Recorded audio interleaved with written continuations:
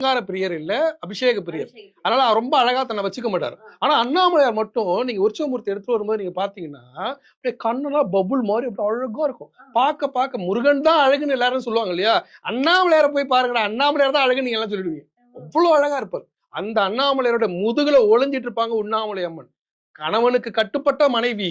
எங்கெல்லாம் மனைவி ஜெயிக்கணுமோ அங்கெல்லாம் ஜெயிச்சுட்டு மீண்டும் கணவனுக்கு கட்டுப்பட்டுறணும் அப்படிங்கறது அதனோட தத்துவம்.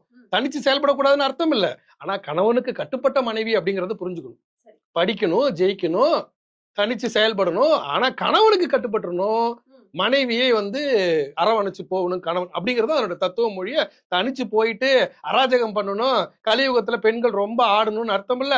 அதே மாதிரி ஆண்களும் பெண்களை அரவணைக்காம அடிமையா நடத்தணுங்கிற அர்த்தம் இல்ல. அண்ணாமலையோட தத்துவம் என்னன்னா, ஆண்களுக்கு கட்டுப்பட்டு பெண்களும் நடக்கணும். அதே மாதிரி பெண்களுக்கு உரிமையை கொடுத்து ஆண்களை அரவணைச்சு போகணும். இதான் அண்ணாமலையார் உண்ணாமலையோட தத்துவம்.